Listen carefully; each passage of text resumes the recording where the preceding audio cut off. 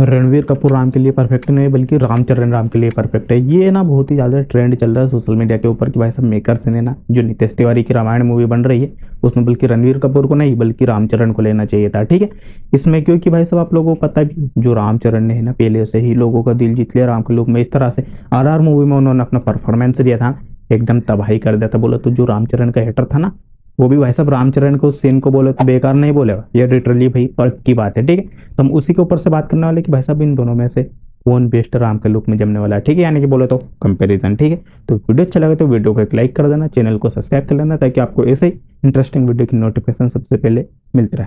देखो ना भाई लोगों, रामायण मूवी की कास्टिंग से लेकर के ना बहुत ही ज़्यादा इश्यूज चल रहे हैं कि भाई साहब इस एक्टर को कास्टिंग नहीं करना चाहिए था। ठीक है, लेकिन भाई साहब बोले तो रामायण मूवी की कास्टिंग मेरे हिसाब में एकदम परफेक्ट ली है। ठीक है, क्योंकि माता सीता के रोल के लिए साई पल्लवी एंड इसके बाद हनुमान जी के रोल के लिए सनी देओल, उसके बाद में भाई साहब रावण के लिए बोले तो रॉकिंग स्टार यस। आप लोग खुद सोचो इससे अच्छी बेस्ट कास्टिंग कहाँ से मिलेगी, आप लोग बताओ यार मेरे को। लेकिन लोगों को इशू क्या है कि भाई साहब राम के रोल के लिए ना बोले तो रणवीर कपूर को कास्ट नहीं करना था बल्कि रामचरण को करना चाहिए था, क्योंकि उन्होंने पहले भी साबित कर दिया है बोले तो RR मूवी में जिस कदर से राम का रोल प्रेजेंट किया था उन्होंने। ठीक है, बल्कि रणवीर कपूर ने अभी तक ऐसा कोई राम का रोल नहीं किया कि भाई साहब वो ऑडियंस को जमे।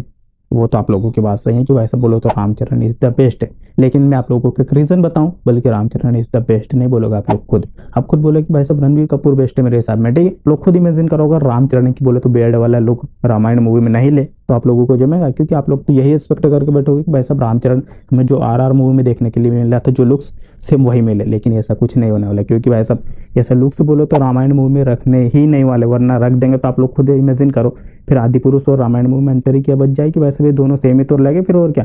क्योंकि भाई साहब प्रभास को भी उन्होंने दाढ़ी मूछ में दिखा दिया गया था, मतलब मूछ थी दाढ़ी नहीं थी, लेकिन मैंने गलत बोल दिया आप लोगों के सामने। ठीक है, लेकिन आप लोग खुद सोचो कि भाई साहब रामचरण जमेंगे, बल्कि नहीं जमेंगे। बल्कि रणवीर कपूर की हम बात करें तो भाई साहब रणवीर कपूर बोले तो बेड लुक में भी एकदम शानदार से जमते, जिसके बाद में बोलो तो क्लीन सेव में, तो भाई साहब रामायण मूवी में तो क्लीन सेव में चाहिए हमें जो कि आप लोगों को परफेक्टली जमेंगे। ठीक है, जब AI से भी राम भगवान की तस्वीर बनाने के लिए बोला गया था ना, तो बोले तो AI ने भी रणवीर कपूर के जैसे ही बना करके दी थी राम भगवान की तस्वीर, तभी जाकर के रणवीर कपूर को कास्ट किया गया, वरना बोले तो किसी दूसरे एक्टर को कर लेते भाई साहब, हमें नहीं जम रहा है।